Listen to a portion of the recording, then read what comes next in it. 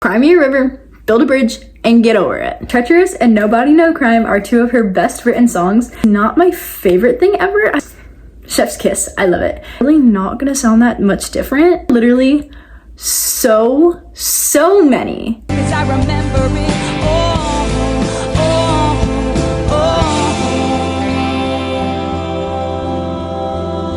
too well. Hey guys, welcome back to my channel. If you're new here, my name is Ellie, aka All Too Swift, and I upload videos about all things Taylor Swift and sometimes more. For today's video, I am going to be reacting to your guys' unpopular Taylor Swift opinions that you submitted to me through an anonymous link. So I literally have no idea who any of these opinions are from. They're all completely anonymous, but I'm going to reveal them and we're gonna see what other people think about them. Before we get started, if you're new here, hi, I'm Ellie. You should definitely subscribe because I upload videos about a bunch of different things, but mostly Taylor Swift, and I upload videos every Thursday at 3 p.m. Eastern, so you should definitely stick around if you like Taylor Swift and girly, teenagery, collegey things, because there will definitely be a lot more of that to come. So our first opinion is that this person thinks that Treacherous and Nobody No Crime are two of her best written songs, that they really showcase her talent as a songwriter. I completely agree. I don't think that they're necessarily her best songs, but I do think that they definitely help to showcase her ability as a songwriter. She's super talented, and a lot of times people who aren't fans don't necessarily realize that because they just think, okay, here's another breakup song. But if you actually listen to them and you listen to the words and the story that they're telling, I think she's an amazing songwriter. That's why I love her so much. But I definitely agree that these two are definitely some of her really well-written songs, and they both do a very good job of showcasing her songwriting ability. This person says that Dear John is better than All Too Well, and I honestly don't know what to think about this. I've never really thought of comparing the two. I don't really know why. It makes sense that they would be compared, I guess, but I've never really thought about it. I think my initial response is to say that I like All Too Well better, but I don't know.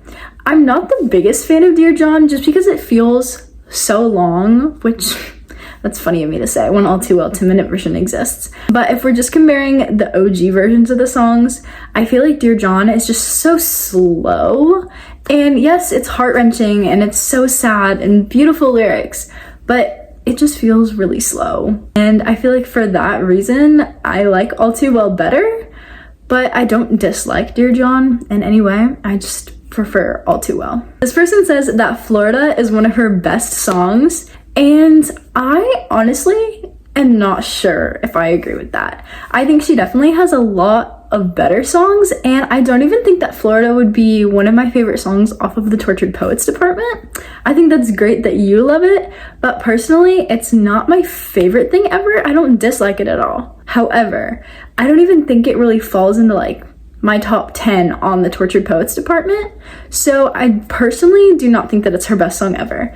But I can see why you think that, and I think we all have our own preferences when it comes to music, and I think that's great for you if that's your favorite song. This opinion is Chef's Kiss. I love it. This person says, Is It Over Now is one of the best songs she's ever written. I completely agree. I love Is It Over Now. I know it got super popular on TikTok because of the stupid TikTok dance. It's not even stupid though, it's a fun dance. I like it. And it's one of the only dances that I actually know because all those trends always come and go and I don't learn the dances and I don't bother to, but that one I was like, it's a Taylor Swift song. I'm gonna learn this one. So I learned that one and I love it so much. I think the song is so fun. It's so upbeat. I am a sucker for upbeat pop songs, and 1989 is full of them. So I love 1989. The 1989 vault tracks are so perfect. They're mostly all super upbeat and super fun, and I love them so much, especially Is It Over Now. I definitely think it's one of the best vault tracks, if not the best, but I would definitely have to sit down and compare all of them because I don't know. This person says that Untouchable is a really good song, and I completely agree. I think on Fearless especially, there are so many songs that are so underrated and nobody ever talks about them, including Untouchable. I think it's so good. It's like The Other Side of the Door. It's in that same category in my brain, I guess. And Superstar, all those underrated Fearless tracks. It's kind of a little celebrity crush thing. I guess that's kind of what Superstar is, but it's kind of similar to Superstar in that way. I don't know. I just think it's super cute, and it's super teenage girl just writing a song in her room, and I love it. I think it's nostalgic in the best way and reminds me of little Taylor, and I think it's so cute. This person says that they are way more excited for debut Taylor's version than Reputation Taylor's version, and I completely 100% agree. Because Reputation Taylor's version, yes, it's gonna be amazing. I'm super excited for the vault, but that album is the most recent out of all the re-recordings. So her voice isn't really gonna sound that much different unless she does like some crazy production change on the songs. They're really not gonna sound that different, so it's not gonna be that big of a jump. Obviously, the vault, absolutely stoked for. So excited for the vault. However, debut, those songs are gonna sound different. And I don't know if I'm more so excited for debut or just kind of curious about it, but I am so excited to hear what the songs are gonna sound like with Big Taylor instead of little baby Taylor.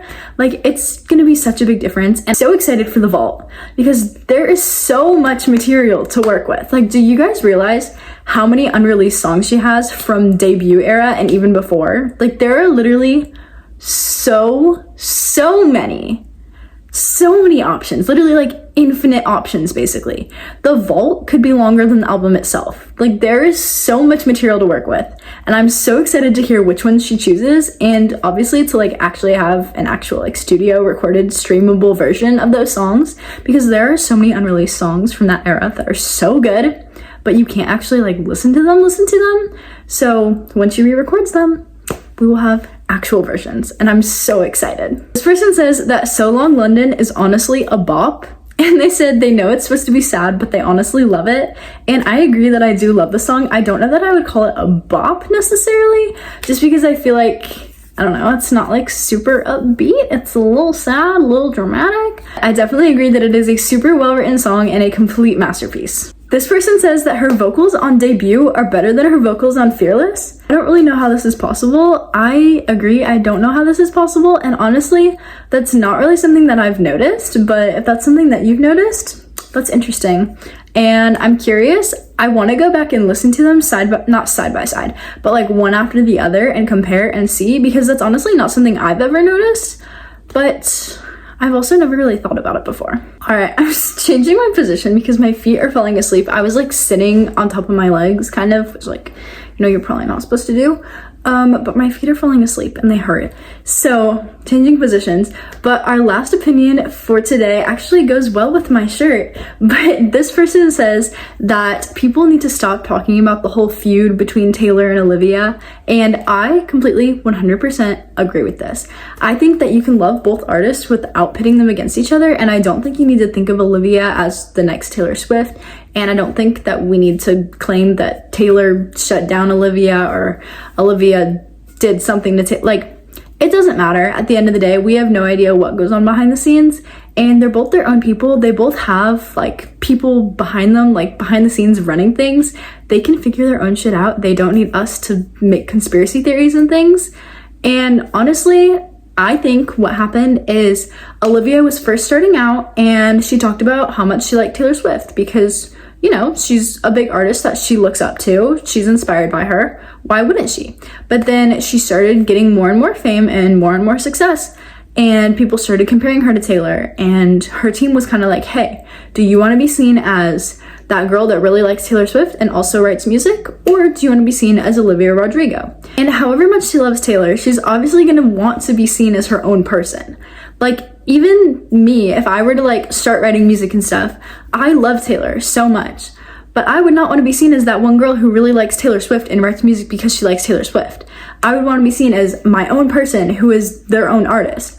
Like, if we take Taylor, for example, like, she was inspired by so many people, the Dixie Chicks, LeAnn Rimes, like a ton of people, but she was never seen as the next LeAnn Rimes. Like, she's like her own person. Obviously, when she was first starting out, she would say that those types of people were her inspiration, but once she actually got on her feet and got going, she wanted to be her own person, which makes sense. That's kind of how life works. You want to go out there and you want to be your own person. You don't always want to be tied down to what someone else is doing. I think Olivia's team kind of told her that. They were like, hey, you need to think about this. Do you want to be that Taylor Swift girl or do you want to be Olivia Rodrigo? And she said, hey, you know, I want to be Olivia Rodrigo.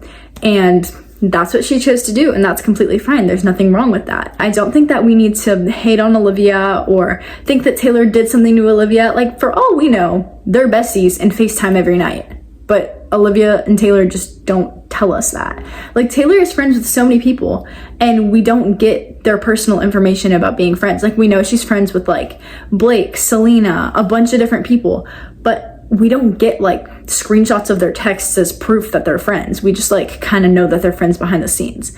So I think this is kind of the case of people assuming that they know a lot more about celebrities than they actually do, because at the end of the day, they're people too, and they live their own lives, and we literally don't know half of what goes on in their life. Like, not even half, like 90% of what goes on in their lives we have no idea about.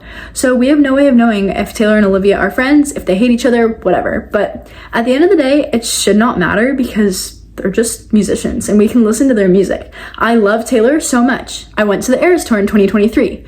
I also love Olivia so much. I went to the Guts World Tour in 2024. I don't think that we need to pit them against each other, and I don't think we need to claim there was this whole copyright thing and feud and Olivia stole Taylor's song. Like, really?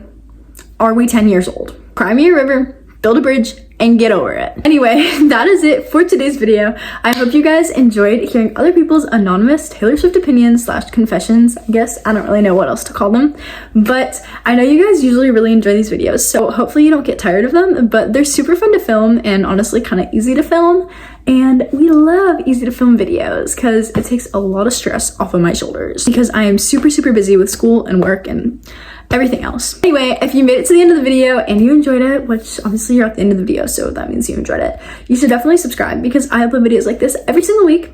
And also make sure to give this video a thumbs up so that it can be recommended to more people, and comment down below purple heart emoji for Olivia Rodrigo, because my Olivia shirt that I'm wearing is purple. And yeah, anyway, I hope you guys enjoyed this video. I hope you have the best day ever, because you are so smart and so kind and so lovely and wonderful and smart and all of the above. And yeah, bye guys.